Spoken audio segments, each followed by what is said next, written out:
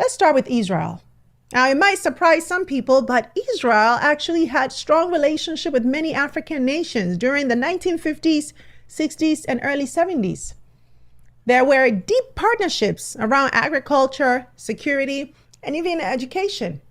But all of that came crashing down after the Yom Kippur War in 1973. In solidarity with Egypt and the Arab League, most African countries severed diplomatic relations with Israel. That was a massive blow to Israel's standing on the continent.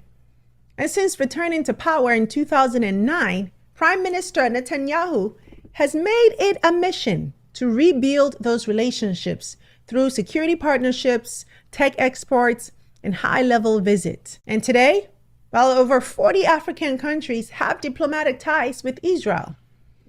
But let's be clear, diplomatic ties don't equal influence.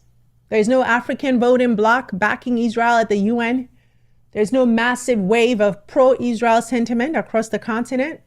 In fact, in many places, it's the opposite.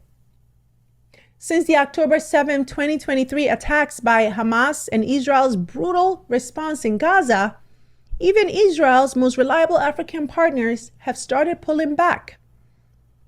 Countries like Togo, Cote d'Ivoire, Cameroon, and Rwanda, once considered friendly to Israel, have kept their distance. And Rwanda, which has one of the strongest ties to Israel, delivered humanitarian aid to Gaza just weeks after the war began on October 20th, 2023. That's not just a policy shift, it's a political signal.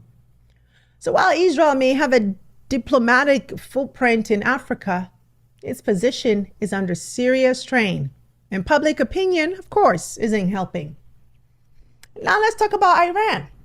Iran's presence in Africa is even weaker. Tehran has very limited diplomatic infrastructure on the continent. A few embassies here and there, mostly in East Africa and the Sahel. So here's the bottom line. Neither Israel nor Iran holds major sway over Africa right now. This isn't about pre-existing power. It's about how Africa chooses to respond to a global crisis where it's not the focus, but still very much affected. And in that vacuum of influence, Africa has space to assert itself, not as a pawn, but as a player.